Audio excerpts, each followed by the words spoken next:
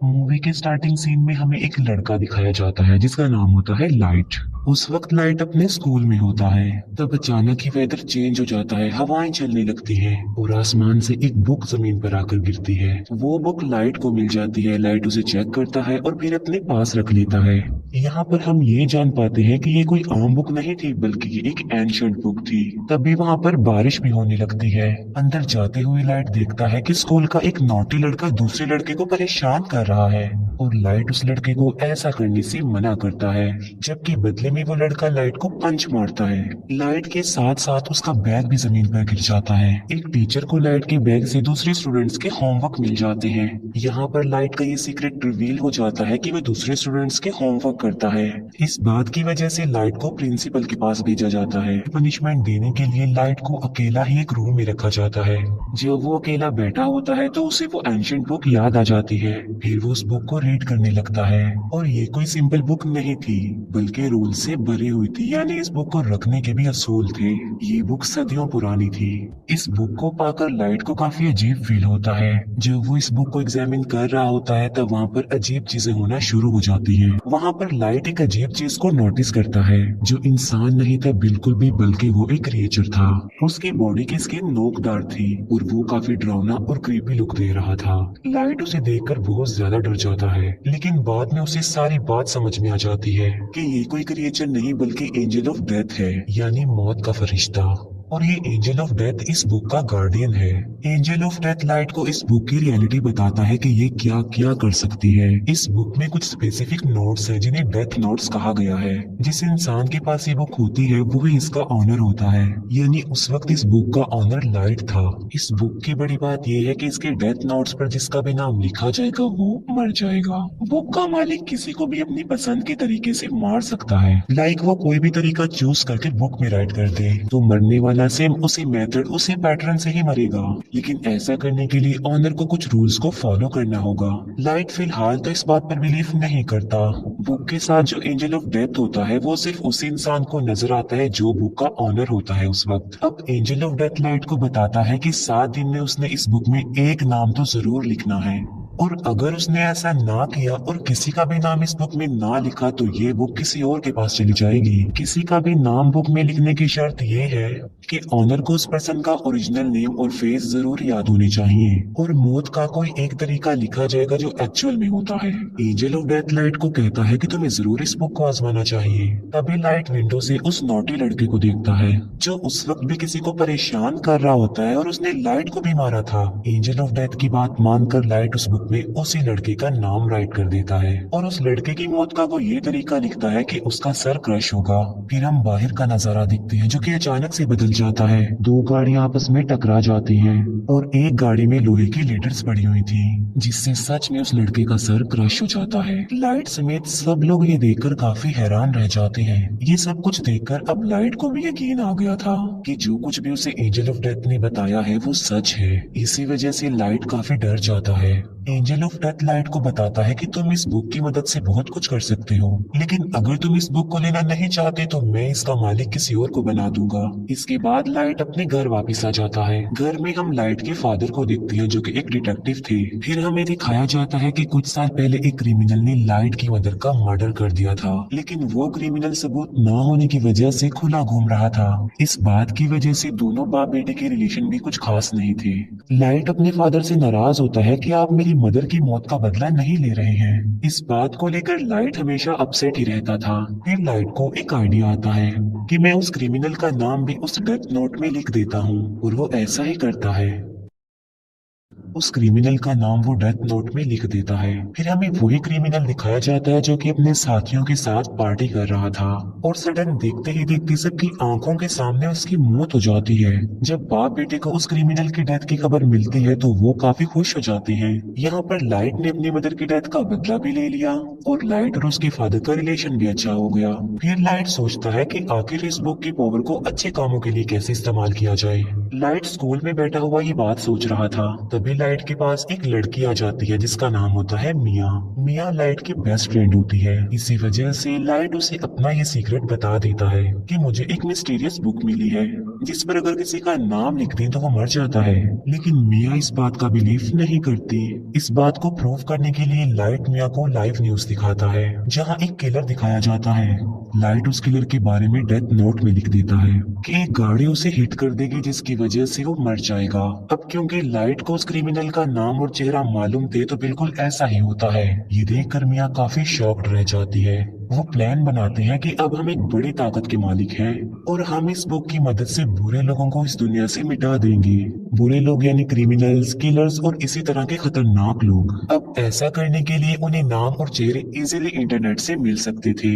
इसीलिए वो बुरे लोगों के नामों की एक लिस्ट बना लेते हैं और बुरे लोग आहिस्ता आहिस्ता मरने भी लगते हैं। यहाँ पर हम ये भी जान पाते हैं कि बुक का ऑनर मरने वाले पर अपना कंट्रोल भी कर सकता है। लाइट ने अपने लिए एक नाम चुना था और वो था कीरा। यानी जब भी कोई मरता था तो वहाँ पर लाइट कीरा लिख देता था ताकि बुरे लोगों में इस नाम की दहशत फैल जाए और वो गलत काम छोड़ दें कि अब सब क्रिमिनल्स और बुरे लोगों को मारने वाला कीरा आ गया है। और देखते ही देखते पूरी दुनिया में ये खबर वायरल हो जाती है कि कीरा नाम का कोई सीरियल किलर आ गया है जो सबको मारता जा रहा है। और कुछ लोग तो कीरा को सपोर्ट भी कर रहे थे कि ऐसे कम से कम दुनिया से बुरे लोग तो खत्म होंगे।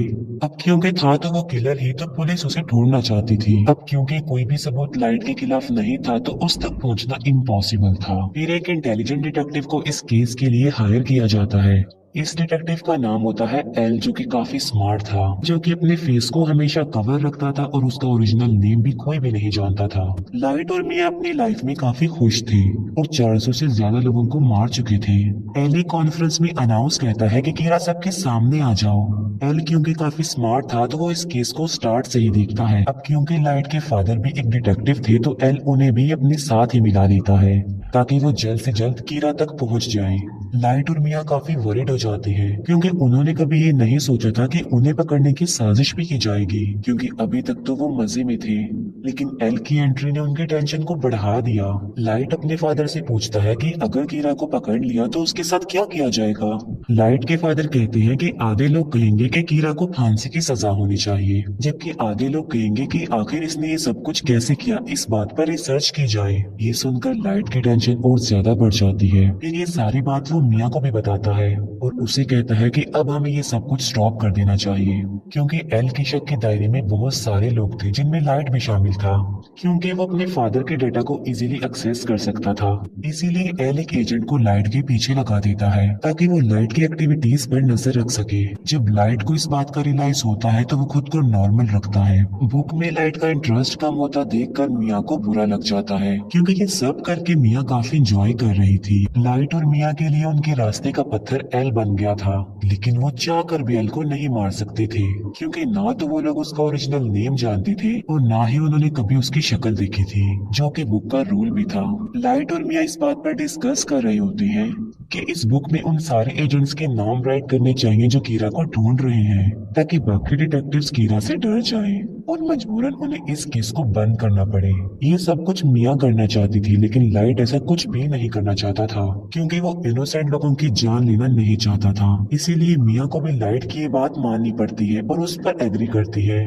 दूसरी तरफ एल को ये भी पता चल जाता है कि कीरा ने सिर्फ उन लोगों को अपना विक्टिम बनाया है जिन लोगों को टीवी पर दिखाया गया है, और कीरा उन लोगों को नहीं मार सकता जिसका फेस और नाम वो नहीं जानता। अब उस पर शक ना आए इसीलिए लाइट डिसाइड करता है कि वो कुछ दिन लोगों को नहीं मारेगा। लेकिन सडन एक इंसिडेंट हो जाता है। वो सारे एजेंट्स बिल्डिंग से कूदकर सुसाइड कर लेते हैं, जो कि इस केस में शामिल थे और कीरा को ढूंढ रहे थे। लेकिन ये नाम तो लाइट ने नहीं लिखे थे, तो फिर ये नाम किसने लिखे थे। यहाँ से सिचुएशन खराब हो जाती है, क्योंकि अब तक सिर्फ कीरा बुरे लोगों को ही मारता आ रहा था। सब उसे हीरो समझ रहे थे, मगर अब तो उसने पुलिस को भी मार दिया। इसीलिए अब वो हीरो नहीं बल्कि खतरा बन गया जो किसी को भी मार सकता है। इस बात को लेकर लाइट काफी वरीड हो जाता है। वो एंजल ऑफ डेथ से पूछता है कि क्या ये सब कुछ तुमने किया। तब एंजल ऑफ डेथ कहता है कि ये नाम किसी और ने लिखे हैं, क्योंकि ये काम मैं नहीं कर सकता।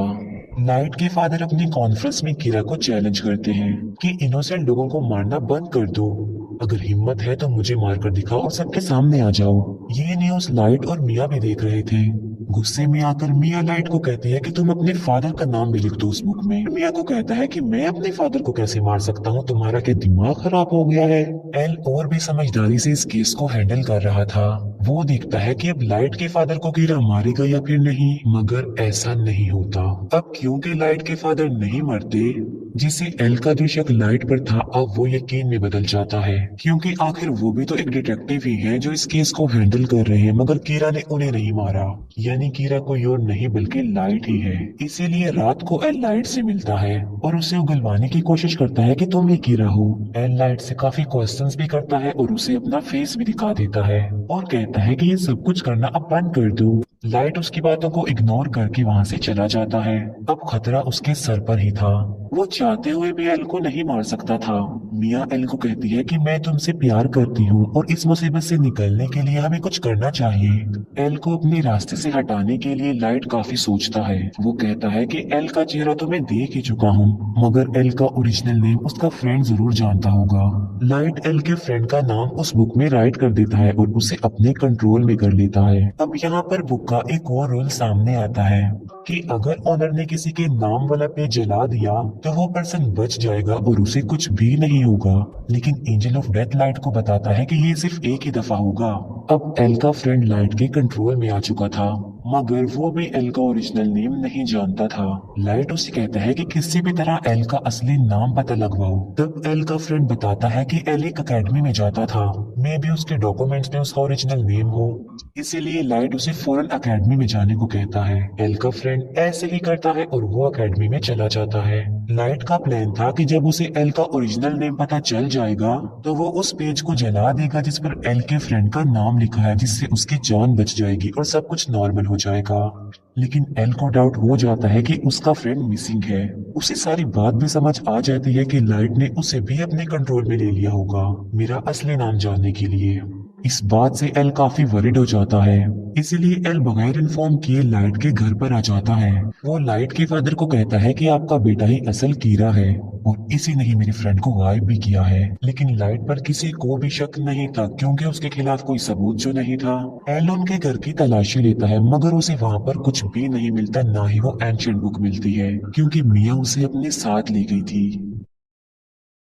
फिर लाइट को एल के फ्रेंड की कॉल आती है कि मैं अकेडमी तक पहुंच गया हूं और उसके पास बस थोड़ा ही टाइम रह गया था और एल का फ्रेंड बस नाम बताने ही वाला होता है। जब लाइट पेज को जलाने लगता है तो वो दिखता है कि वहाँ पर तो वो पेज नहीं है बल्कि गायब हो चुका है। इसीलिए नाम बताने से पहले ही एल के फ्रेंड की मौत हो जाती है। इस बात से लाइट को काफी दुख होता है। फिर एक डांस पार्टी में मिया ये राज रिवील करती है कि एल के फ्रेंड के नाम का पेज मैंने ही फाड़ा था और तो और पुलिस ऑफिसर्स के नाम भी उस बुक में मैंने ही लिखे थे। वो बताती है कि अब तो मैंने तुम्हारा नाम भी लिख दिया है उस बुक में। और लाइट की मौत का तरीका ये है कि आधी रात को उसकी हार्ट बीट बंद हो जाएगी और वो मर जाएगा।